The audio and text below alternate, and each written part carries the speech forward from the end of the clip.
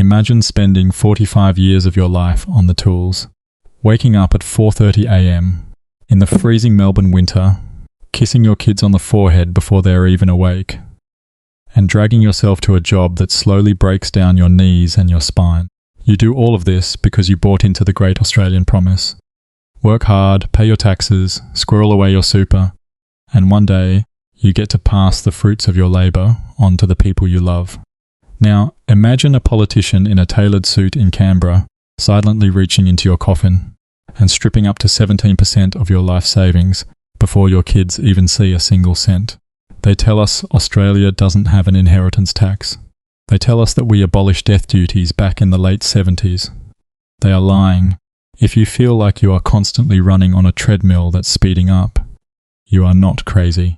You look at your adult kids right now, trying to scrape together a deposit for a crumbling 3-bedroom brick veneer in the outer suburbs of Sydney or Brisbane, and you feel this deep, heavy knot in your stomach. It's not your fault that the ladder was pulled up.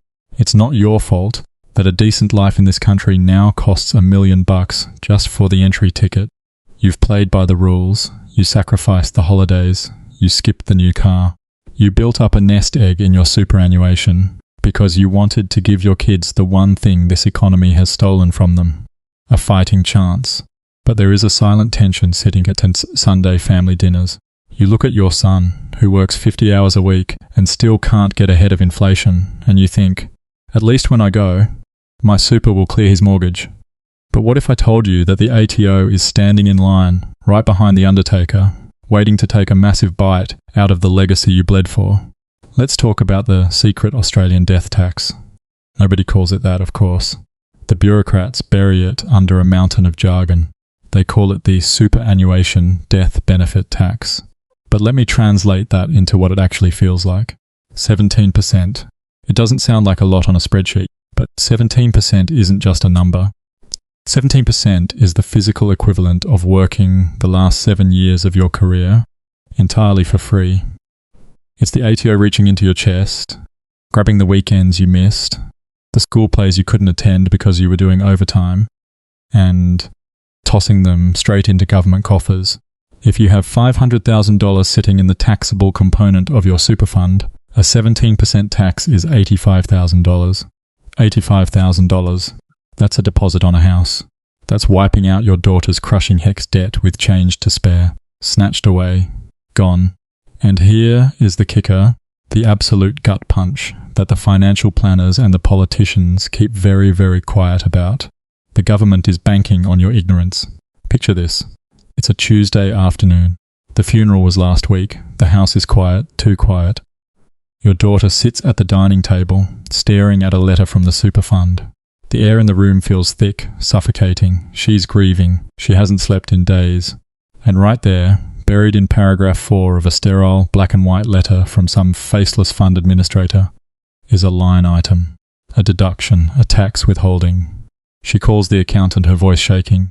I thought Australia didn't have inheritance taxes. Dad said everything was going to be okay.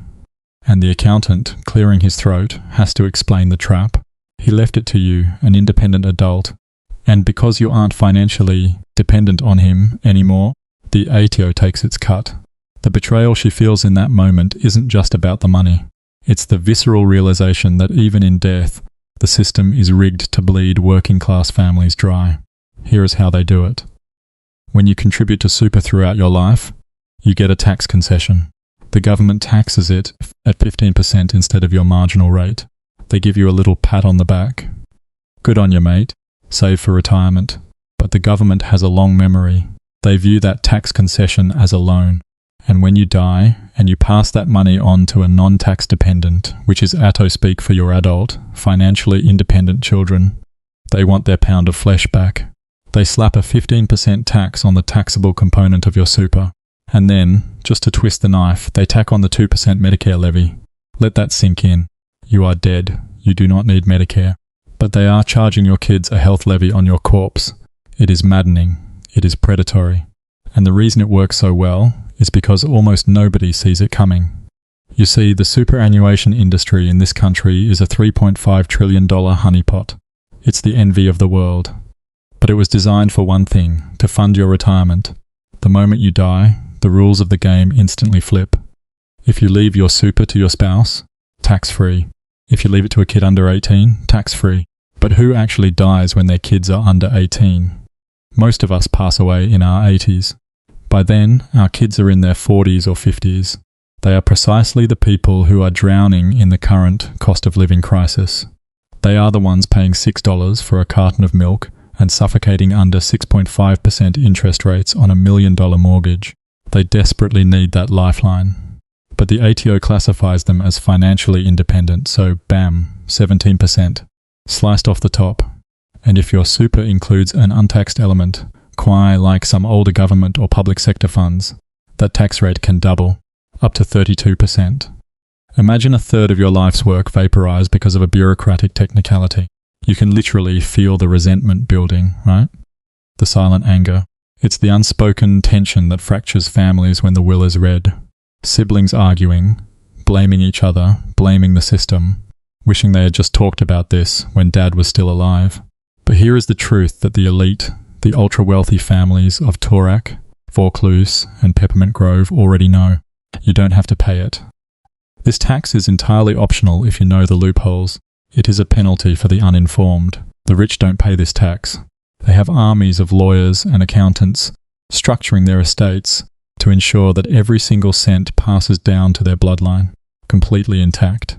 Meanwhile, the bloke who spent 40 years driving a forklift, or the nurse who did double shifts at the Royal Melbourne, they are the ones footing the bill, because nobody pulled them aside and whispered the secret in their ear. Well, consider this your whisper. I am going to show you exactly how to legally wash your superannuation, starve the ATO of this predatory tax, and protect your family's future. I am going to give you the blueprint. But you have to act while you are still breathing. Once you've gone, the vault is locked, and the government has the only key. Let's pull back the curtain on exactly how this trap is set, and more importantly, how you dismantle it.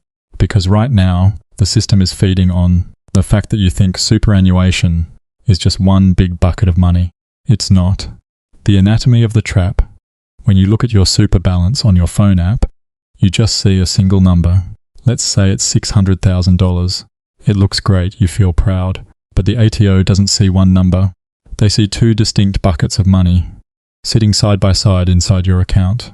Bucket 1 is the tax-free component. This is money you put into super from your own pocket after you already paid income tax on it. The government can't touch this. If you die, this bucket passes to your adult kids without a single cent of tax. Bucket 2 is the taxable component. This is the booby trap. This bucket is filled with your employer's super guarantee. It's G payments, which, by the way, just hit 12%, and any salary sacrifice contributions you've made. It is the vast majority of most Australians' retirement savings. And it is this second bucket that the ATO has painted a giant bullseye on. When you die, if that taxable component is paid to an adult child, they slice 17% right off the top. If it's an older public sector fund with an untaxed element, that slice doubles to 32%. Think about the sheer audacity of that. You work for decades. You pay taxes on your income. You pay GST on everything you buy. They just passed the Division 296 tax, targeting larger super balances starting this year. And then, at the absolute finish line, they reach in one last time. But as I said, this tax is a choice made by the uninformed. Here is how the ultra-wealthy avoid the secret death tax, and how you can do exactly the same thing. The escape blueprint: you need to stop thinking of your superannuation as a sacred vault that you take to the grave. You need to start treating it like a strategic vehicle. If you are over 60 or approaching it, you have 3 distinct moves to make right now. Strategy 1. The Laundromat, the recontribution strategy. This is the most powerful, perfectly legal tax washing strategy in the Australian financial system, and your accountant should be fired if they haven't mentioned it to you. Once you reach age 60 and meet a condition of release, like retiring or changing jobs, the money you withdraw from your super is completely tax-free to you. So, what do? You pull the money out of the dangerous taxable component, and you simply put it straight back in as a non-concessional, after-tax contribution. When you put it back in, it magically moves from the booby trap bucket into the untouchable, tax-free bucket. You are essentially laundering your own money through the ATO's rulebook. Right now, the rules allow you to put up to $120,000 a year back in, or use the bring forward rule to dump up to $360,000 back into the tax-free bucket in a single hit. Every time you do this, you are literally rescuing tens of thousands of dollars from the government and handing it directly back to your kids. It takes a little bit of paperwork. It takes a good financial planner to make sure you don't breach the caps. But the return on that 1 hour of admin is the equivalent of saving a house deposit for your children. Strategy 2, the midnight run, end-of-life withdrawal. This is a heavy conversation, but we need to have it because life isn't a spreadsheet. Life is terminal illness diagnoses. Life is sudden heart failures. If you or your spouse is given a terminal diagnosis, the superannuation playbook must completely change overnight. Remember, while you are alive and over 60, pulling money out of super is usually completely tax-free. The 17% death tax only triggers if you die with the money still sitting inside the super environment. So, you pull the trigger. Before you pass away, you withdraw the entire balance into your personal bank account. Suddenly, it's no longer superannuation. It's just cash sitting in a Westpac or CommBank account. When you die, that cash forms part of your normal estate and is distributed through your will. And because Australia doesn't have a broad inheritance tax on cash in a bank account, your kids get 100% of it. Not 83%, 100%. But there is a catch. You might be too sick to make that withdrawal. You might be unresponsive. This is where families are shattered. A desperate daughter trying to pull her dying father's money out of super, only to be told by the fund, "Sorry, you don't have authorization." By the time the legal red tape is cleared, he passes away, the vault locks, and the ATO takes their $85,000 cut. You fix this today by executing a rock-solid enduring power of attorney, APOA. You give someone you trust with your life the legal authority to press that withdrawal button if you are incapacitated. It is the ultimate financial kill switch. Strategy 3. The Iron-Clad vault binding death benefit nominations. Do you know what happens to your super if you die tomorrow without a valid nomination? The super fund trustees get to decide who gets your money. Let me repeat that. A board of suits in an office tower in Sydney gets to look at your family dynamic and play God with your life savings. They could give it to your estranged ex-spouse. They could lock it up in legal disputes for years. Your will does not automatically control your superannuation. Super sits outside your will. You need a binding death benefit nomination, BDBN, not a preferred nomination. Not a non-binding nomination, a binding one. It is a legal straitjacket that forces the super fund to pay the money exactly where you tell them to. If you want to protect your kids, you bind the fund to pay the money to your legal personal representative, your estate, where it can be funneled into a testamentary trust, protecting your hard-earned wealth from your children's future divorces, bankruptcies, and yes, minimising taxes. The Sunday dinner conversation. We don't like talking about death in this country. We'd rather talk about the footy, or interest rates, or what's on the barbecue.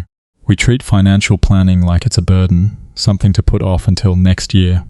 But the system relies on your silence.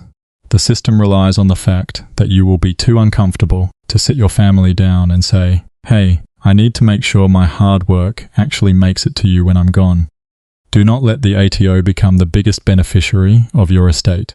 Do not let a bureaucrat in Canberra steal the relief, the security, and the freedom you spent 45 years trying to build for your family. This weekend, make the coffee. Call your adult kids over.